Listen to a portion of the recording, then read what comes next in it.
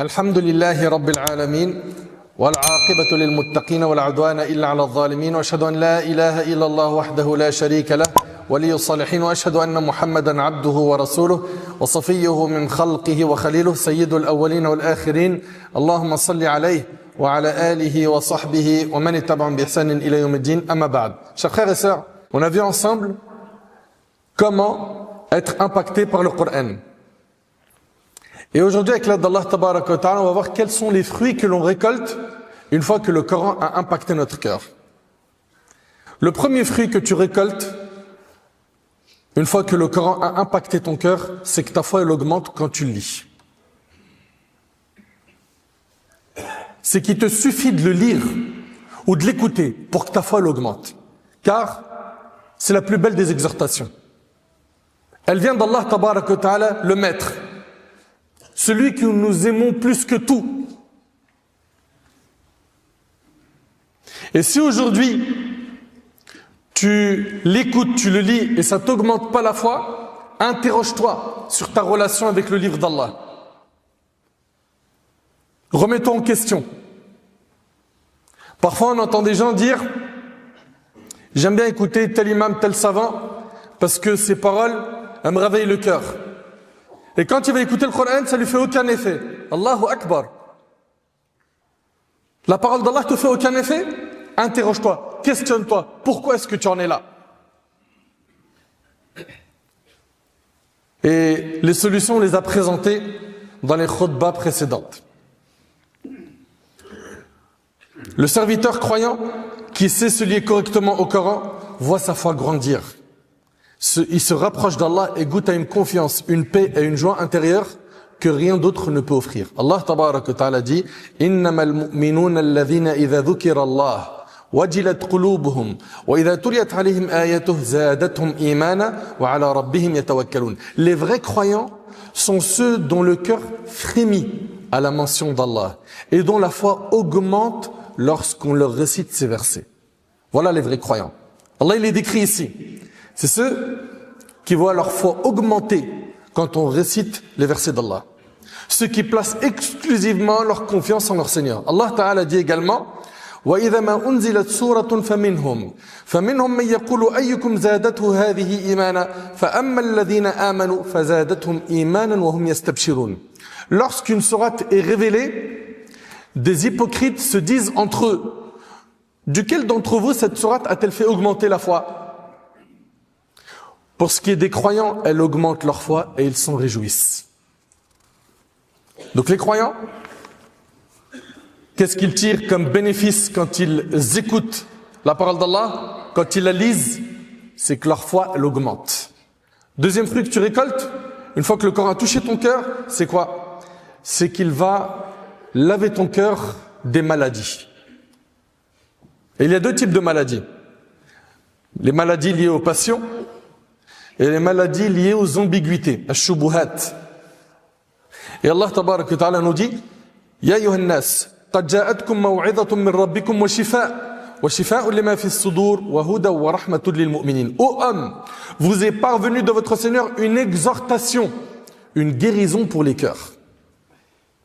Une guérison pour les cœurs, un guide et une miséricorde pour les croyants. Une fois que tu seras impacté par le livre d'Allah, et comment être impacté par le livre d'Allah, ça, on a déjà traité ça dans une de nos dernières khutbahs. Une fois que le Coran il aura impacté ton cœur, eh ben, tu pourras profiter du Coran, de son exhortation. Cela te facilitera de guérir ton cœur. Troisième fruit que tu récoltes une fois que le Coran a impacté ton cœur, c'est que tu t'attaches à l'obéissance. C'est que le Coran te motive et te pousse vers la bonne action une fois que tu l'écoutes, une fois que tu le lis avec méditation. C'est que tu t'attaches à l'obéissance d'Allah. Ça, c'est un fruit que tu récoltes une fois que le Coran a touché ton cœur. Allah Tabaraka wa Ta'ala dit Allahu nazzala ahsana al-hadith kitaban mutashabiha. Kitaban mutashabihan mathaniya taqsha'irru minhu juludul ladhina yakhshawna rabbahum. Thumma talinu juluduhum wa qulubuhum ila dhikrillah. ذلك هدى الله يهدي به من يشاء ومن يضلل الله فما له من هاد. Allah a révélé le plus beau des messages. Qui s'adresse à nous? Je sais pas si on prend conscience, je sais pas si on réalise que c'est notre Seigneur Allah, tabaraka wa ta'ala, le créateur de l'univers qui s'adresse à nous.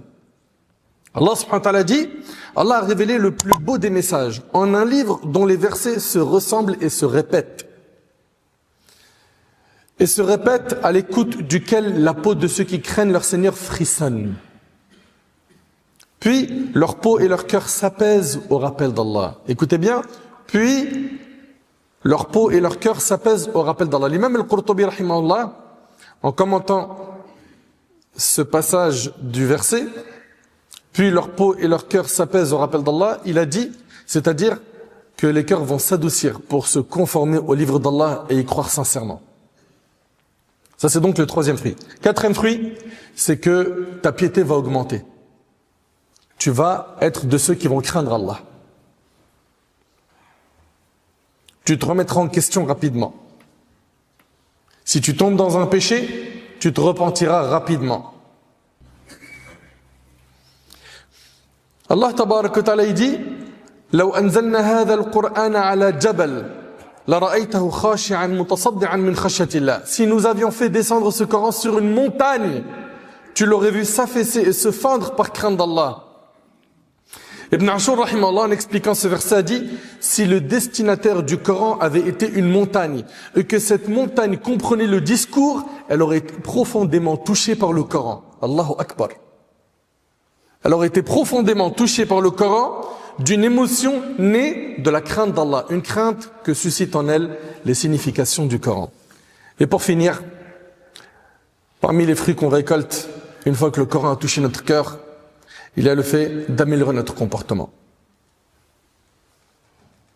D'adopter le Coran comme mode de vie.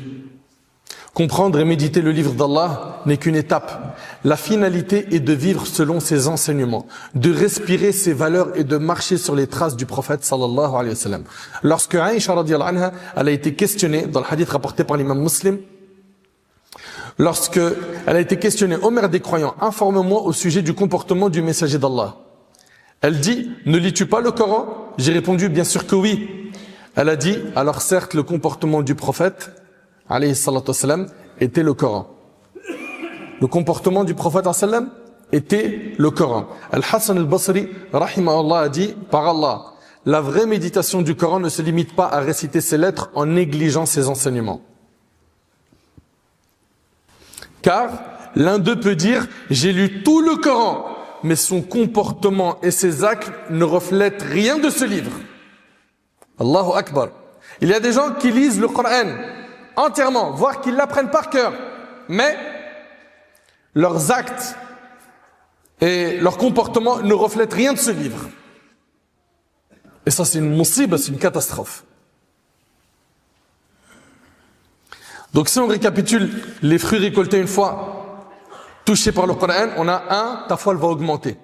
2, ton cœur va guérir des maladies, des passions, des ambiguïtés. 3, tu vas t'attacher à l'obéissance d'Allah. 4, ta piété va augmenter. 5, ton comportement va s'améliorer. En conclusion, le Coran est une lumière qui bouleverse les cœurs, élève les âmes et transforme les vies.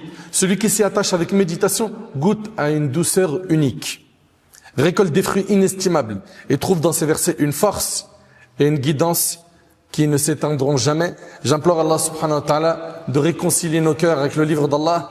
J'implore Allah subhanahu wa ta'ala de nous pardonner nos manquements. J'implore Allah subhanahu wa ta'ala de nous pardonner, de faire de nous des pieux, de nous accorder la véracité dans les paroles et les actions.